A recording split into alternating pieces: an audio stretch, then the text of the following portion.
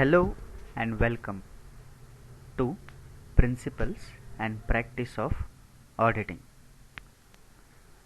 So today's session will be on vouching of cash payments, which means debit side of cash book. So one thing here what we have to understand is maintenance of cash is a huge responsibility in the hands of clients while receiving cash and while giving cash. So now we are going to discuss about such steps or such a mechanism which is adopted by auditor while vouching cash payments, purely cash payments. So number one, cash purchases. As you can see, I have clearly mentioned cash memos can be compared with the goods inward book to verify the goods received. So here auditor is going to verify only the net amount after allowances of trade discount and cash discount. Number two, payment to creditors. So payment to creditors is vouched with the receipts issued by the creditors, and those receipts are compared with creditors account. Along with this, discount received, discount allowed can be verified by the auditor. Number three, bills payable. So bills payable or bills payables are always honored on the date of maturity, and it is returned by the payee after receiving the payment. And here such bills will be vouched by the auditor with the help of bills book along with bank statement or passbook. Number four, wages. Huge amount of cash will be dealt by the clients while making the payment of wages to the laborers or to the low level employees. So if the wages are particular of the month differ from preceding month, the auditor should look into the reasons for the difference. The random check of calculation should be made, and while making the payment of wages, client should maintain wage sheets. Wage sheets plays a vital role while watching the payment of wages.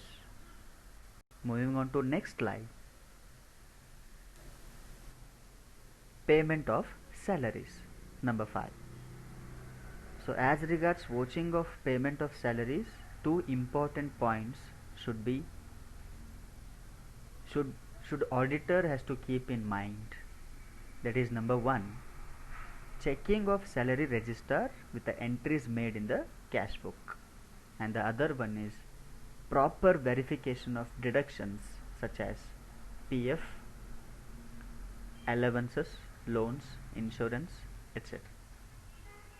Number 6, purchase of investment. Whenever auditor verifies or compares investment purchased, that should always be vouched with a broker's note, because investments are always should be made with the help of brokers. For this, broker's note is very important. And along with vouching of investment, auditor is also required to audit or verify interest received on such investment. Number 7, rent paid. So here auditor should verify rent vouchers paid or the receipts from the landlord. Number 8, loans. So whenever clients has acquired certain loans from certain parties, a receipt should be supported, voucher should be verified, and interest should be taken into consideration while vouching the loans. and the last one is interest on loan. That can be also verified with the debentures. Please keep in mind, vouching of cash payments is very important from your examination point of view. Moving on to next slide, vouching of credit sales. So this one particular transaction, it's very unusual, but without which clients cannot run their business. Clients cannot maintain their customers. So whenever vouching of credit sales takes place, following steps should be followed. Number 1, sales register should be examined with the copies of sales invoices.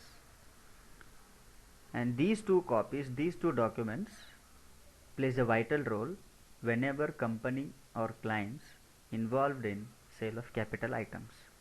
And number 2, where calculations can be checked. Number 3, totaling of the castings of the sales book should be verified. Number 4, taxes such as sales tax, value added tax, central sales tax, all should be recorded under separate accounts. And number 5, sales invoices are prepared on the basis of channels. There is a spelling mistake, so please correct it. Channels, and then sales invoices are entered in the sales book, posted to the respected accounts. So this should be verified. This is the most important step in the credit sales. And sixth step is, all the sales made should be related to current year, and that should not be treated as the sales of subsequent year or the succeeding year. Number 7, if the sales are cancelled, if the credit sales are cancelled, that also can be vouched by the auditor. So clients should be very careful in maintaining sales records, credit sales records, if such sales are cancelled by them. And the 8th step, last step, that is, statement of account should be verified by getting confirmations, informations, explanations from the customers. Thank you very much.